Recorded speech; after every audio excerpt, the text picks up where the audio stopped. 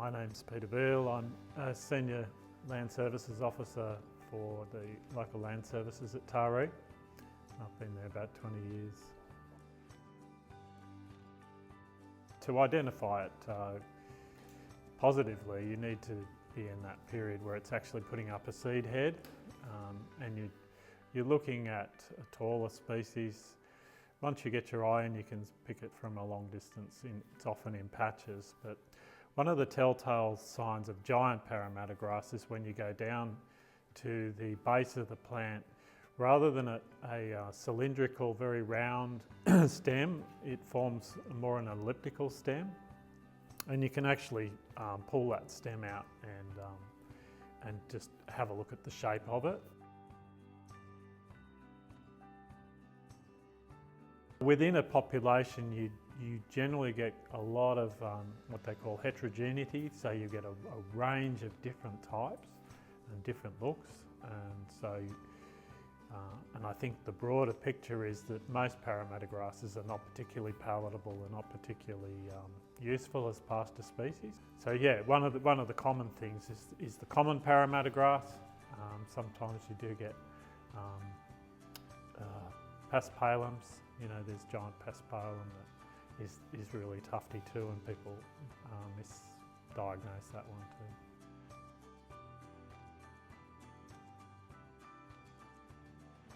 Competitiveness of GPG is that it can germinate and grow if there's no competition. But the really competitive thing, it's unpalatable, grows tall, shades everything out underneath.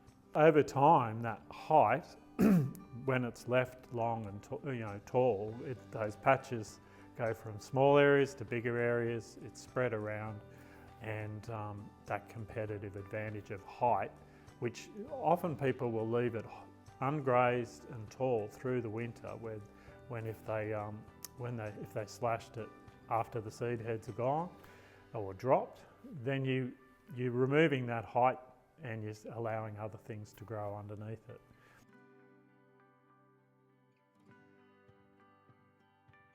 GPG is a perennial. It's a summer growing species, so it generally has adapted to where we get higher summer rainfall, and that's the subtropical zone along the coast.